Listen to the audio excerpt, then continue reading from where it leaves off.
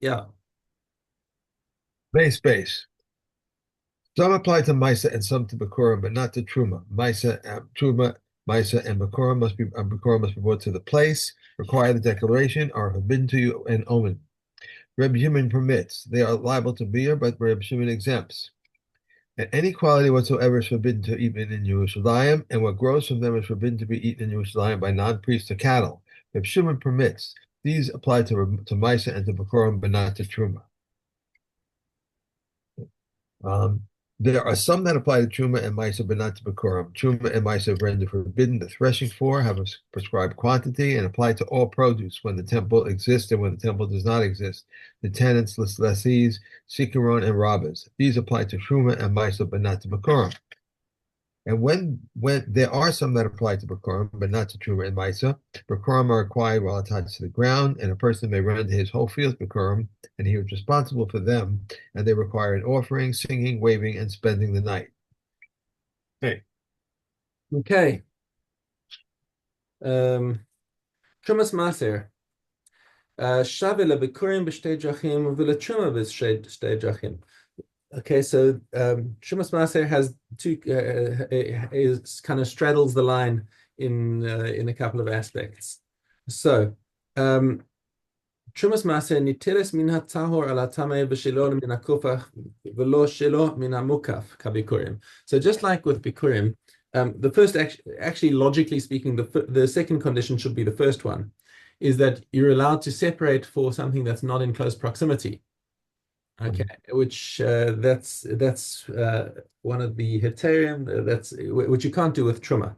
Okay, truma has to be minamukaf. It has to be from the same pile. And when you're like doing stuff in your kitchen and let's say you've bought a bunch of lemons, it's a good idea to put them all in a bowl before you take maaser from them, or to put them to put a towel over them or something to group them into one thing so that it's minamukaf, uh, which you don't have to do with trumas maaser.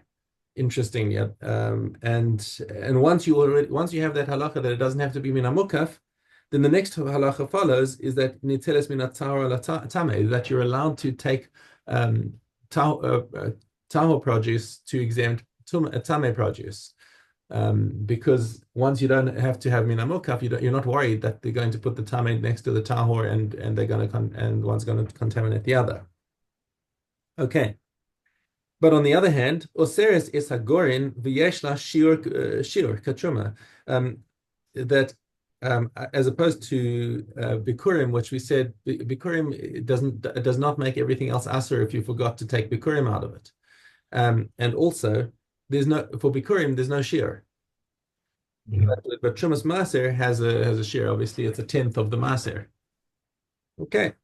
Now, once we're talking about things that kind of straddle the fence, the rest of this parak switches completely out of the context of Bikurim and just talks about other things in halacha that straddle the fence. And the first one that we see is the esrog. The esrog is shava le'ilan b'shlosha drachim. It's similar to a tree in three ways. Uliyarak b'derech echad, and it's similar to vegetables in one way. Also, it's shave le'ilan ba'orla u'v'ravai u'b'shvius. So the laws of orla, it has to be at least 4 years old, and ravai, which means in the fourth year the produce is considered maaser, is like maaser sheni, and u'b'shvius, and it's also has shmita. It has Restriction. the kedusha shmita. But because the esrog is particularly water dependent, you have to do a lot of watering on it, very much like vegetables. So it gets the halacha of vegetables in one way, which is shebishas lekitaso isoro. That's the year of its that is considered for trumas and masros is taken from when it's picked rather than from the year of chanata, when the fruit starts forming. Okay, that says Divrei Rabban Gamliel. Okay, however, there's a machlokes. Rabbi Eliezer Omer Shave Ilan B'chol Davar. So Rabbi Eliezer says, no, this is not true. It's just like it's just like a lemon, an orange, whatever. It's completely tree fruit. But the interesting little wrinkle in this is that is that in the Bavli, in Maseches Sukkah, it says that Chazal took a vote in Osha. So this is now in later times, and they paskin the halacha that an esrog echad lekita achalakita bein lemase bein leshvius. So they actually paskin the halacha like Rabban Gamliel that Right. that esrog is treated as a vegetable. So what do you do? What's this whole story with sukkahs? Apparently we're machmir both ways. So when you're doing your when it comes shmita for estrogim, they actually for estrogim in general, just to keep out of safek, they try to harvest the estrogim before Rosh Hashanah because once you get past Rosh Hashanah, you're not sure like It is right. you get into this safek situation. So at any rate, it seems like the halacha does follow Rabban Gamliel in this. Yeah. Okay, Mishnah Zion. Dam Mahalchei Shtayim. Mahalchei Shtayim, people who walk, that's people, those who walk on two legs. So they say it could have said Dam Ha'adam, but I think they wanted to be sort of circumspect about talking about people's blood. Shave Ledam Behema, it has a similarity with the blood of a behema. In what way? Lahachshir es hazraim, because it's one of the seven liquids that that is machshir for tuma.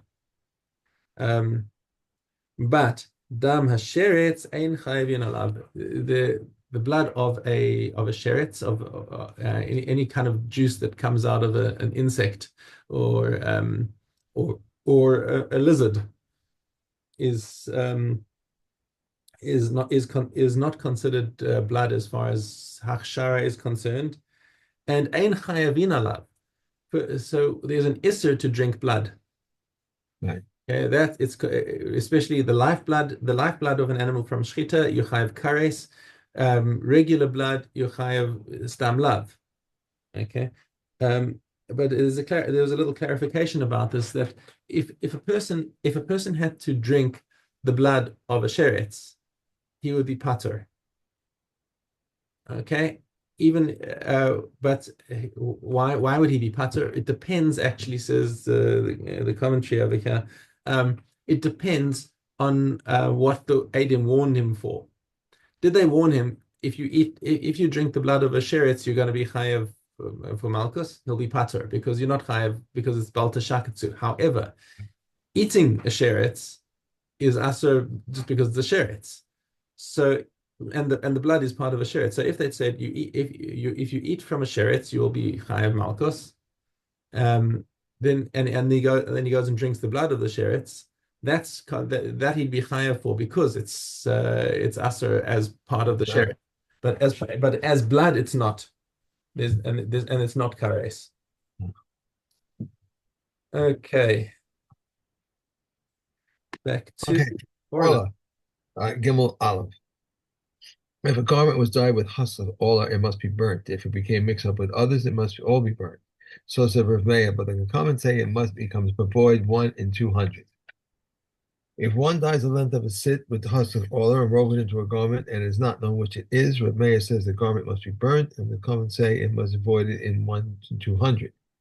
If one weaves the length of a sit of the wool of a firstling into the garment must be burnt. And if from the hair of a Nazarite or the firstborn of a donkey into a sack, the sack must be burnt. And in holy things they render hollowed, whatever the quantity. Okay. Mr. Shani.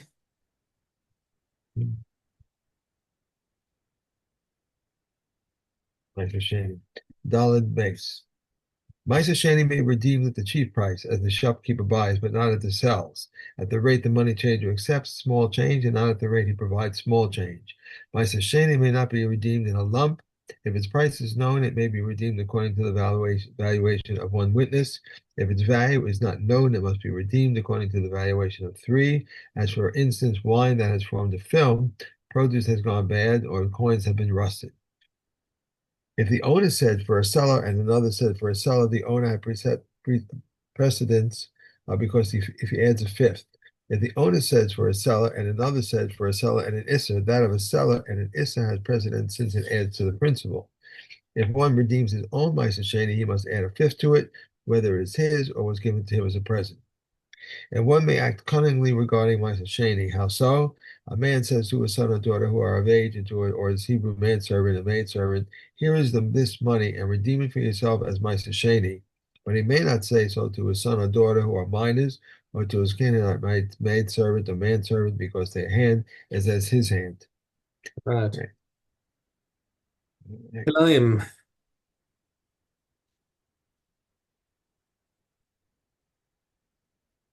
Okay. Test base. Silk and bass do not come into under the prohibition of kalayim, but are forbidden on account of appearances. Mattresses and pillows do not come under the prohibition of kalayim, provided one's flesh does not touch them. There is no exemption for casual wear of kalayim, and kalayim may not be worn even on top of 10, not even to evade custom dues. Um, Hand towels, scroll wrappers, staff towels do not come under the prohibition of kalayim, but Reb Eliezer forbids this, and barber's towels are forbidden on account of kalayim. Shrouds for the dead and the pack saddle of a donkey do not come under the prohibition of kalayim. One may not put a pack saddle on his shoulder, even to take out the dung in it. Okay. And we're on to para.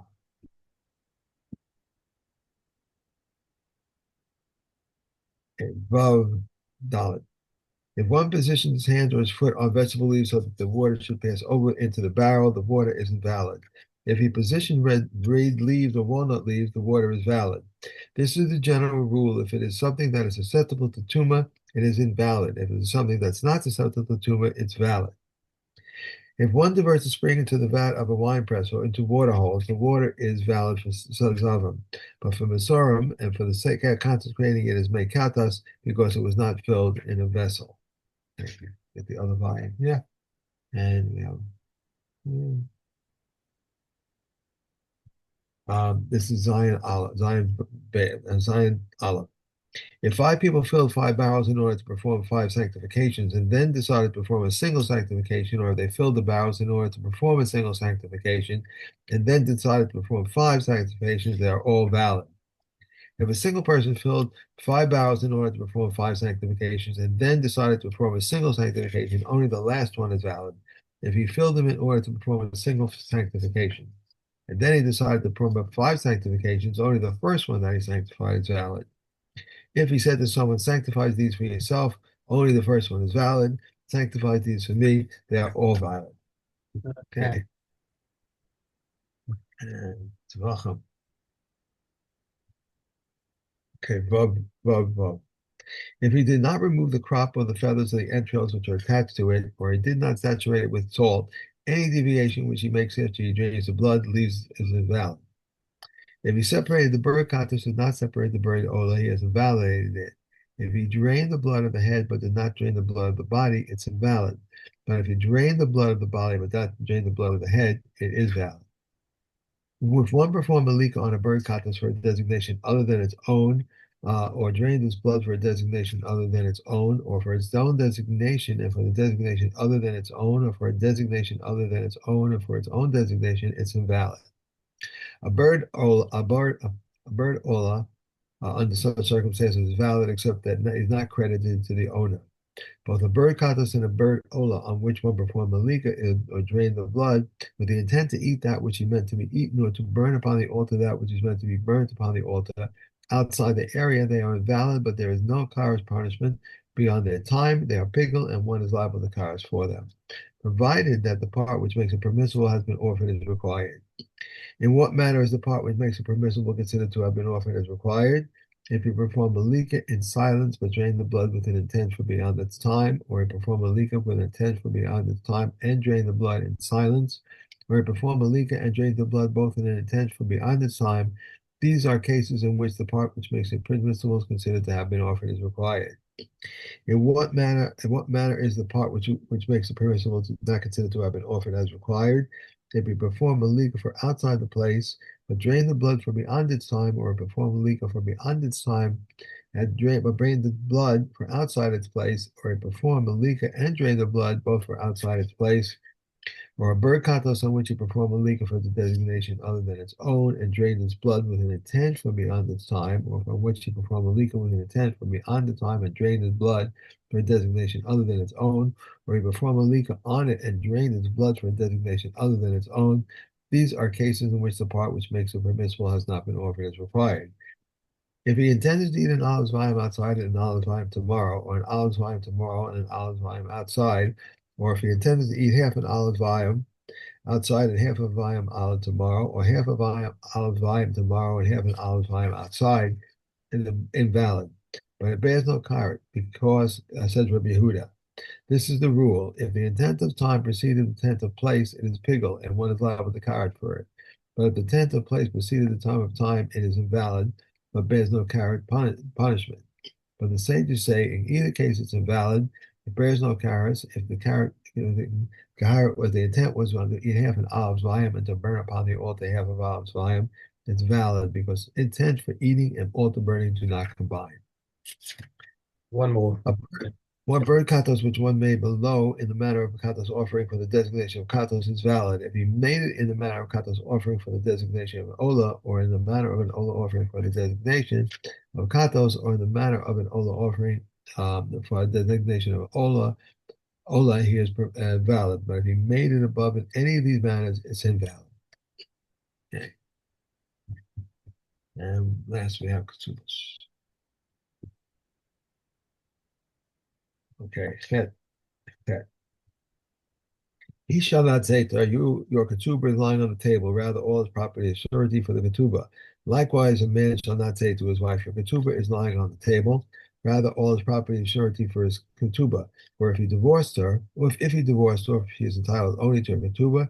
If he remarried her, she is like all other women. She is entitled only to her ketubah. If one writes to his wife, I have neither right nor claim to your property, he may nevertheless enjoy the osric during his lifetime. If she divides, he inherits her. If so, why did he write to her, I have neither right nor claim to your property, that if she sold it or gave it away, it's invalid. If he wrote to her saying, I have neither right nor claim to your property or usufruct, he does not enjoy the usufruct during her lifetime, but if she dies, he inherits her. Rabbi Yehuda says he may always enjoy the usufruct of the produce unless he writes to her, I have neither right nor claim to your property or its produce as the usufruct of its produce forever. If he writes to her, I have neither right nor claim to your property or its produce as the usufruct of its produce during your lifetime and after your death, he does not enjoy the usufruct during her lifetime, and if she dies, he does not inherit her. Rabbi Shimon ben Gamliel says if she dies, he inherits her. But he stipulated on what is written in the Torah, and whoever stipulates on what is written in the Torah, the stipulation is void. If someone died and left a wife, a creditor, heirs, and had a deposit on loan in the possession of others, Reb Tarfon says they shall be given to the weakest among them. Reb Akiva says no clemency is shown in judgment; rather, it shall be given to the heirs, where they all require an oath. Witnesses that heirs do not require an oath. If Right. one left, that was it. Okay. All Yeah. right. Okay. Okay.